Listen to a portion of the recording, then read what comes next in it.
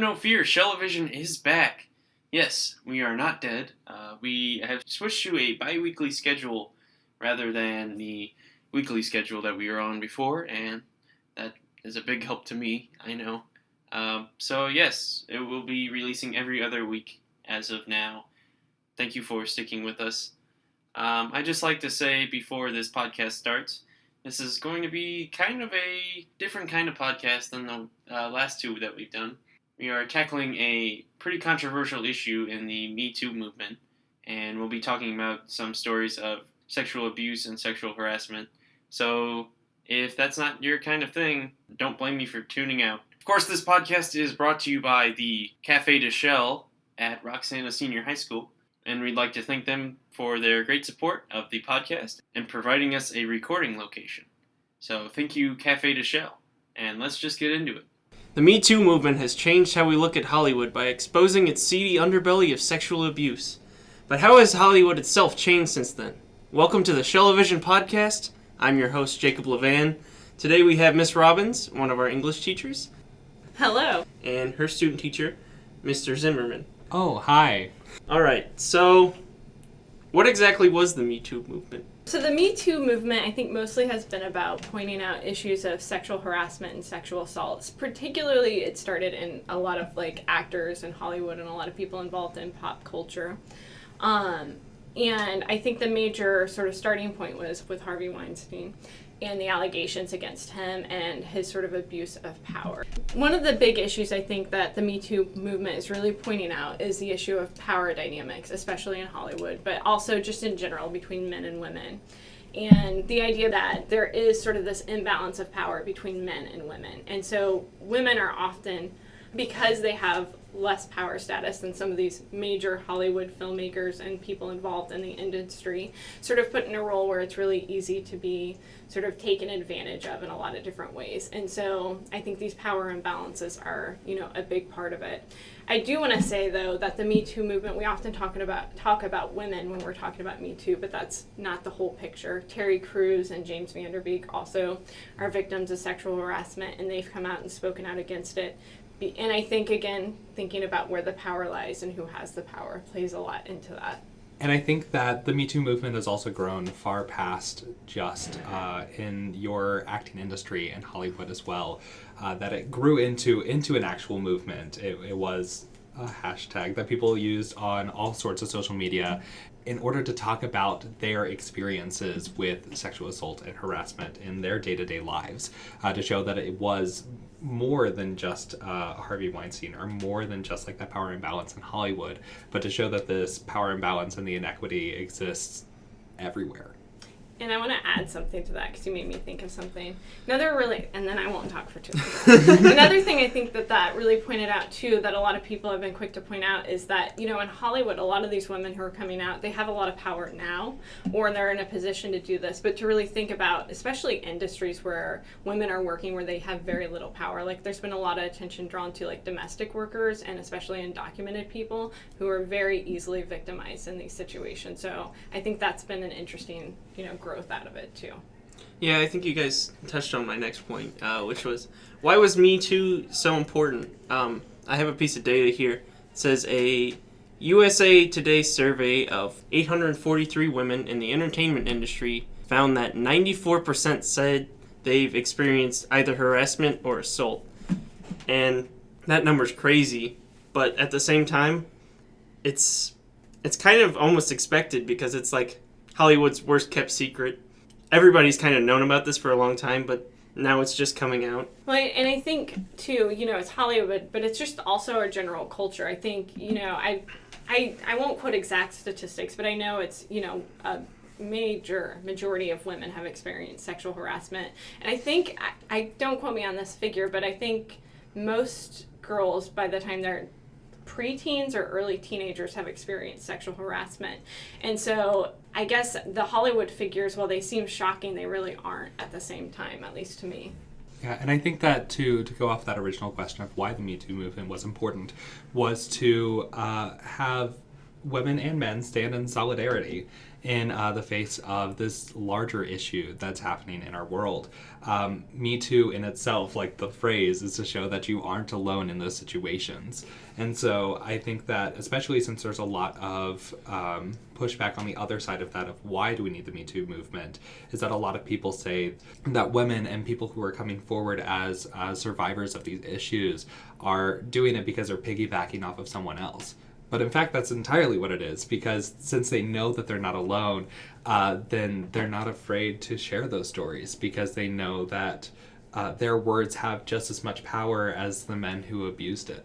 Well, and to go off of that, one of the, I think the most powerful things of sort of the Me Too movement is that I think, prior to the Me Too movement, I think culturally, like most of us were like thinking about what the victim did, like, and maybe some victim blaming, but why were they in this building? Why were they doing this? And one of the things I think this conversation has shifted is thinking about the person in power. Like, why did they invite this person to their room? Because they are the one with the power in those situations. So I think there's been a lot of shifting of how we think of these issues. So you get this grouped in with Me Too a lot. The issue of toxic masculinity, you hear about that a lot lately. What is that exactly, and why is it such an issue right now? Well, as a man, as a man, I guess this idea of toxic masculinity is that masculinity as a concept, or like when we think about like gender roles and stereotypes, is that you have to appear a certain way to be masculine or manly, and so the toxic part of that is having that kind of dominate how we view people or dominate how we act in certain situations. When we see especially men in power, we think of Harvey Weinstein, we think of Bryan Singer not recently, things just come up over time, but are resurging in the news. And then most recently with R. Kelly resurging in the news, is that there are these actions and the things that they do that they're toxic, they're harmful, but they still fit in with like what a man should be doing or how a man should act. Yeah, and to tag along to that, I recently overheard a conversation between a few teenagers, and it was boys talking about how they don't cry and being really proud of that. And a girl said something like, well, that's just your toxic masculinity showing. She was kind of joking, but I think the point still stands that, when we have these really rigid and defined gender roles, it's limiting for everybody. It makes a man feel like he's not supposed to cry or allowed to cry, so it limits the humanity of everyone who's involved and makes people feel less, which is, to kind of go back to the Me Too movement, one of the reasons why I think it's so powerful that like Terry Crews and James Van Der Beek have been able to come out, because I think it's incredibly difficult in a sort of toxic masculinity environment to admit that you've been a victim of sexual assault or sexual harassment. And so I think that's really just limiting the way a lot of people can act or behave. I'd like to bring up the Gillette commercial. Yeah. No. I really like the Gillette commercial, but the backlash from it almost speaks more to toxic masculinity. Yeah. That these people can't be told that what you're doing is wrong.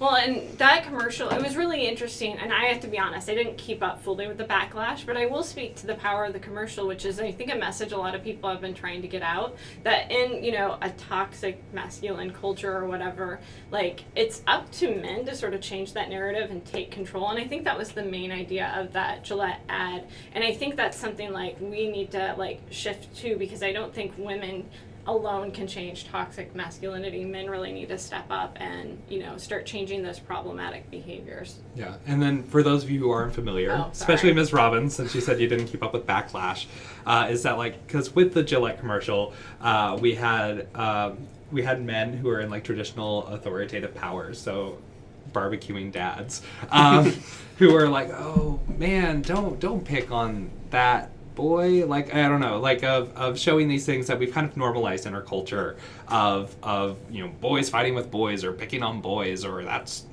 whatever, of questioning those things. and taking that power and taking that authority and to use it for good and to reclaim, what masculinity can be. I think that's what that commercial was trying to do.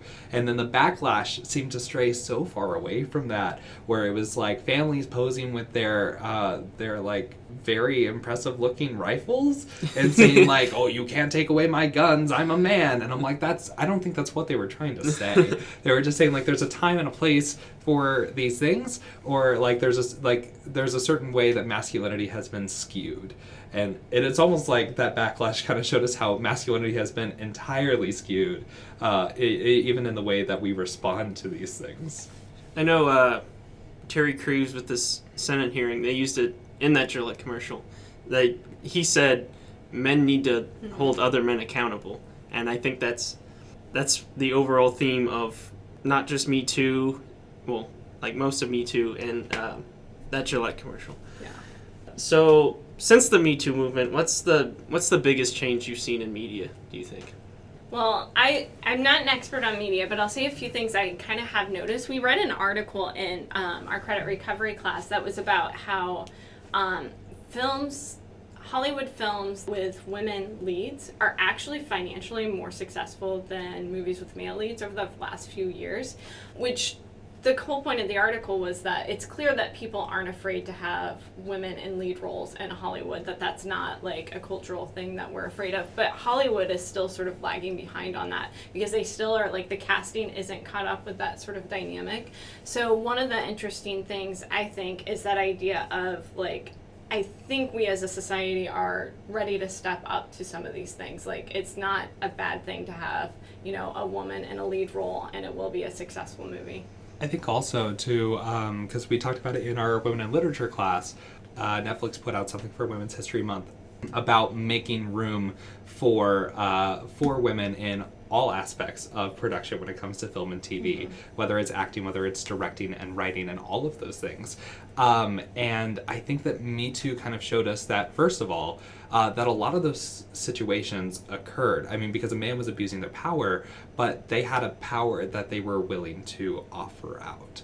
And that was that, especially in the film industry, is that everything has been kind of skewed and given to men to be in those leadership positions. And so to have Patty Jenkins directing Wonder Woman, or to have Ava DuVernay be like the first black woman to like have this gigantic budget in a Disney movie or something like that, where we're not afraid to take those chances. And I think that that's what Me Too has also offered us, is the ability to normalize and give women of all backgrounds those opportunities to take on a variety of roles in production. How has Hollywood responded in like the types of films they make or the type of television they make? Have you seen anything like that recently?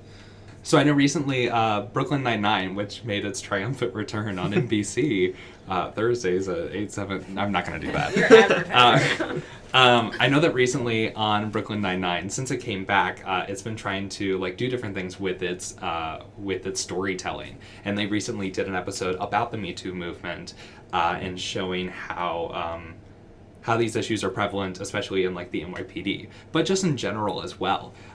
But one of the things I've noticed is that it was one of the like worst received episodes of the season. Wow. Is that on one hand, there were a lot of people who were very happy about those issues being addressed, especially since the show has addressed issues like this on many different levels, whether it's tackling racism or visibility of like bisexuality, of like those different things that you don't normally see on network television. But I'm reading through like terrible reviews of like people who were mad because they covered the topic to begin with, or like this wasn't the place to cover this topic, or it just felt too serious for a comedy. And those things really stuck out to me, that's why we still need to like to push forward with this movement. What was this movement, but like what is this movement going to continue to be, and how are we going to continue to grow with that? And so that's like a recent example for me of how people are still reacting negatively to the idea of addressing, men holding men accountable and addressing like those issues of power in all fields. two sort of TV shows that pop into my head, although I actually think it might predate a little bit of the Me Too movement, but I still think it's part of that sort of movement towards critical mass that Me Too reached, but that were really just important to me, maybe not large, but Jessica Jones was one of them, that Netflix series, and I think that was really powerful because a lot of the plot, if you haven't watched it, is her sort of thinking about being a victim of sexual assault, dealing with that trauma, going back and addressing the perpetrator of that.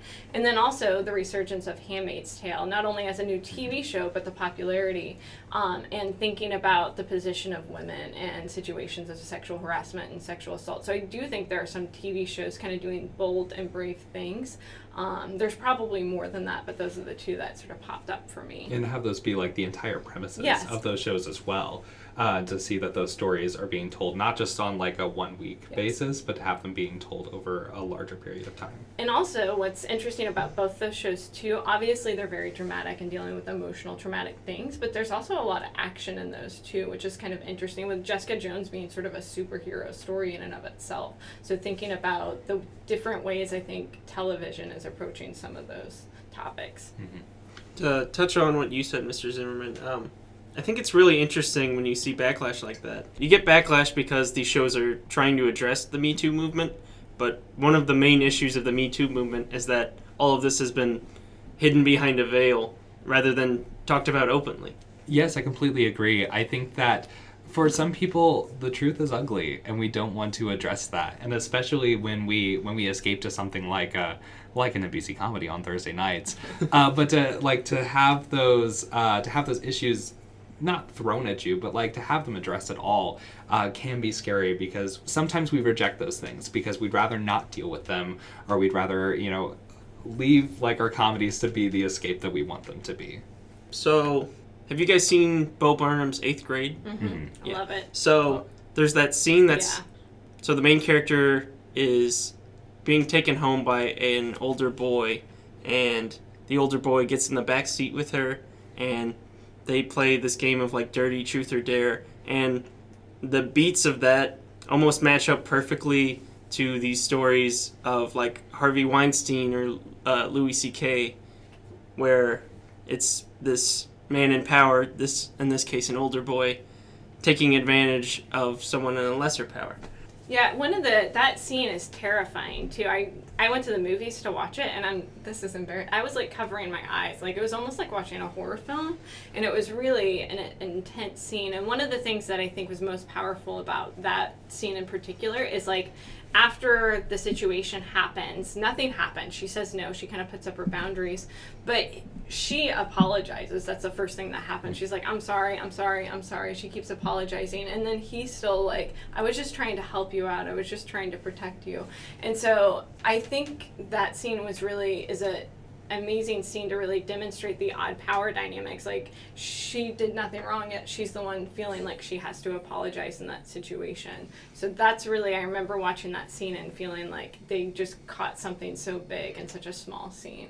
Yeah, I didn't watch the movie until it was out of theaters and I was able to watch it elsewhere. So I watched it in the comfort of my own home, but I was alone, or I was like with a trusted friend, and like there is still those things that like the manipulation of that whole scene of the fact that, first of all, that she feels the need to apologize, but then to go back on that and say it's okay, but like just know that I was doing this to help you. Things like that are so scary, but at the same time, it's so revealing about these situations that do happen and the situations that some of us have actually experienced.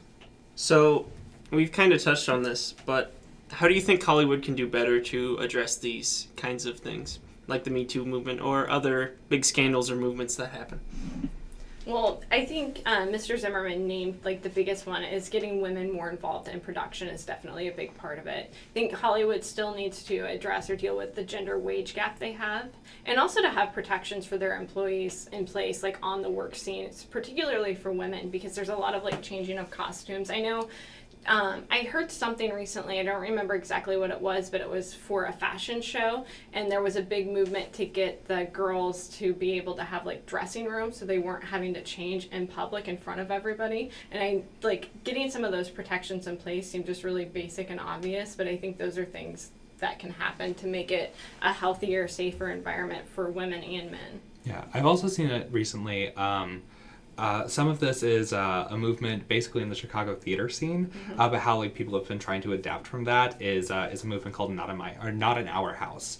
The idea that there's going to be some pushback involved with that, or involved with situations of the sort. I know there was something with Actors Equity that covers a lot of stage actors, where you could no longer have like auditions or callbacks in hotel rooms, which was a huge thing for a while. I was actually just at a combined audition about a month ago in Memphis where that was still happening, but one of the things that were in place is that another person had to be in the room. So there had to be like, at least 3 people in a room at a time to make sure that nothing happens or nothing that can't be documented or cannot be or protected in some way. So to have those protections in place. I also think that, and it's difficult because especially with Hollywood or other fields and industries, is that there's such an old structure to it, or that like change takes so long. But if Hollywood were not afraid to, or if the film industry or the people or the producers or anyone involved were not afraid to shake up that system, is that I think that, we have these, we had prestigious people, Louis C.K. and Harvey Weinstein and even Kevin Spacey, these people that we like held to a high renown, and to not be afraid to like toss them out, get them out of here, and like start fresh and bring in new talent. I think that we see this in a lot of different fields and industries of, this worked for so long, or this person has been around for so long and they do so well in this position, but not being afraid to just kind of toss out the old and bring in some new. I think just to piggyback on that, what's kind of interesting is when some of those really big name actors were called out for these behaviors, the fact that they were kind of ousted, people were really surprised, like that they were held accountable. I think that says it all, that people like even believed them, but were kind of surprised. Oh, they're not going to be able to be this big same movie star they were. And so that idea of holding people accountable is really important too. So that kind of brings up an interesting point. You have these huge movie stars, like Kevin Spacey's been in a bunch of Best Pictures. Is it okay to enjoy like an actor's work or a director's work after something like this comes out? So this is something I've been thinking about a lot, just because, well, the situations are not new and the stories are not new. There was a huge resurgence and then a comparison between Michael Jackson and R. Kelly, because both of them have had like long-standing rumors and suspicions and stories and alleged cases and things like that for 20 years at least. And to have like these resurgences of cases, whether it was like it was the HBO documentary about Michael Jackson and like these victims who came forward, or survivors that came forward, and then to have like R. Kelly, more instances of his like alleged sex circles or like filming of like of assaulting these young girls and things like that, and to have people like wonder, well, can I still listen to Michael Jackson, or can I still listen to the Ignition remix? And for me anyway, like there are points where like there are some things that I just toss out because I didn't care enough about it anyway. But I also understand that there is kind of a struggle with that. I thought I was going to start watching House of Cards at some point, that I guess maybe I'm not. And we also see that there are people who aren't afraid to do that either, because like they released Kevin Spacey's like last film that he filmed before everything happened, and in total across the entire country it made $120. Ooh. Wow, which means that if you think of ticket prices, that means like maybe 10 or 12 people went to go see this movie. Which means that there are people who aren't afraid to like not support something anymore. But it's also different when you take it and look at, the work that they did before, or the things that made them famous or popular before. Can we still enjoy that? And I think that's a struggle that I think a lot of people are still struggling with and experiencing as they have to go through their music catalogs and their film libraries of like, what can I still enjoy? What can I not enjoy anymore? And I want to echo a lot of the same things. I'm not personally interested in like shaming other people for liking things that they like and being able to separate like the actor from the performance or the director from the film or whatever. But I know for me personally, it has been a struggle in the same way I think you're saying, because, you know, if I know somebody has done something pretty horrific, I end up thinking about that while I'm, you know, consuming whatever media I'm doing. And I found that to be the case most of the time. Like I end up thinking about that instead of the movie at hand. And so it is a struggle for me most of the time. I would say too, I've really thought about the ways in which these accusations are a good time to like pause. I'm thinking about books actually, about authors who have been accused of stuff, and thinking about, okay, instead of reading a book by this author, what's, you know, a book by a woman writer or another minority writer that I could read instead. A big example is like Sherman Alexie was accused last year by multiple women. And so after, you know, I was a pretty big Sherman Alexie fan, and I haven't read any of his new books or any of his writings since then. And I've actually been thinking, okay, who are some Indigenous women writers I can read instead? So I think it's a good moment to pause and reflect on the media we're consuming, and for me, trying to make it better. So you touched on separating the actor from their performance. Did you guys watch the Kevin Spacey video where he was in character as his House of Cards? That was awful. Yeah. That was awful. And literally the same day, he's arrested for sex abuse. Yes. Yeah. That's just crazy. Oh, he knew what was coming. Yeah. I don't know. That was you almost couldn't watch that. Yeah, I couldn't watch the whole thing. No, me either. No.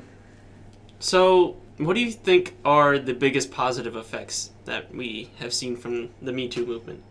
Well, I think that we've kind of talked about it before, but having that shakeup in production, at least, of seeing how we have women directors and writers and costume designers who are winning Oscars, who are doing like all of these great things that they never could have, or not that they never could have done it before, but there were men in power, or there were people in power who were keeping them from doing that.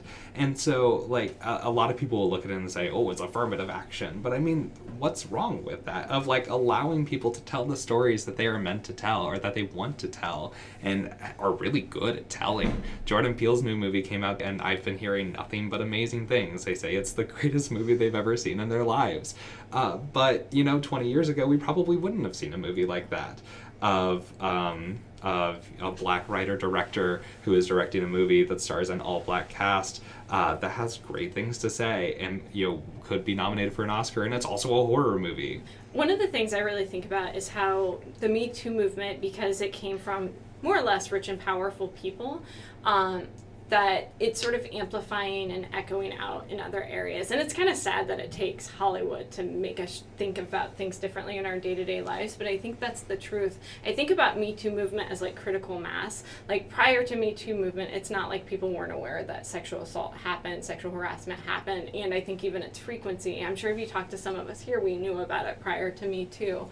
But there was just that critical mass tipping point with Me Too. Like it brought enough media exposure and enough attention. And my hope, and I don't know if this is true, but that there is that shift in narrative from thinking about what was the sort of survivor or the victim in that situation doing wrong, to really thinking about the perpetrators and challenging their positions. And I hope it's been sort of a paradigm shift for us culturally. I'm not sure if it has, to be honest, but that's my hope going forward. And it makes it easier for people to talk about their own experiences and what they've lived through. I think the way even these stories are covered by news outlets have changed completely. Mm-hmm. Say in the 90s, Clinton had one of the intern staff said that Bill Clinton sexually harassed her. I was watching a documentary on the 90s, and the way the news portrayed that was, this woman's just out for money. Exactly. She's out for a story. But now you see that we believe the victims more, and it's putting the blame on these people, because when you have 20 women come out against you, odds are most of those are true. Well, and a big comparison to that time period too, with the Anita Hill situation happened as well, and there wasn't a lot of. And then we, recently with the Brett Kavanaugh hearings, how that narrative was really shifted. Obviously, there was a lot more to that. But I think comparing what happened with that hearing compared to some things that happened in the 90s, you can see how at least the way we talk, even if the effects haven't happened, the way we talk and have those conversations has changed. Or even the way that that Bill Cosby's case was handled in the 90s Yes. versus now, of how those stories were handled so much differently. But I think I do agree with you is that, especially if you think about media exposure in the 90s, even in early 2000s, or up to like maybe 10 years ago, that a lot of people would look at these women or look at survivors and look at people who are coming forward and say, oh, they're just wanting to get their 10 minutes of fame or getting money or whatever. But if their stories prove to be wrong, then they lose everything. Like, they have nothing to lose. Survivors have nothing to lose, and that's why we have to believe their stories, and not just these people who are in power, who we think they're just trying to take everything away from them. And why? For no reason. Like, there's no reason for a woman to come forward and say, Bill Cosby drugged me, because, like, if Bill Cosby did nothing wrong, why would we want to do anything to him? And then what do I have to lose by sharing a story that's personal to me? Why would I lie about that? So those things always come forward, and are those things always present themselves, and why that is such an important conversation to have. And that I see how that has shifted over the years as well. So do you think there's any negative effects that have come out of this movement? I was reading some articles, and the big word they throw around is androphobia, the fear of men. Do you think that overall the general populace is more afraid of men now that this movement has come out? Or do you think this is more just a balancing of power, where the power has been more shifted towards men? Or do you think it's just equaling out now? So I do think most of it is a shifting of power, and change makes people uncomfortable. And I think so some of that fear you see is sort of a fear of that change, I think, is partially what's going on. I think a lot of it too is just media hype. I don't think my day-to-day interactions with men have changed in a large-scale way or anything, or there's fear or anything like that. So I think a lot of it is sort of like media hype and trying to play into some of this. I think this also just goes back to like misconceptions of feminism as as a concept in itself, is that people believe that feminism is about having women be superior to men, and your very outdated concepts of burning bras and down with the patriarchy and establishment. But feminism at its very core is about seeking equality and seeking equal rights and equal opportunities and equity, I guess, in that sense. And so I don't think that they're if the media is hyping it up as this fear of men and we should be afraid of them and they shouldn't have the power because they're bound to abuse it, then the media is what's giving us that sense. But if we look at it at its core, it's about the shift of power and this equalizing, basically. That's about all we have to talk about today. Thank you guys for joining me. Thank you.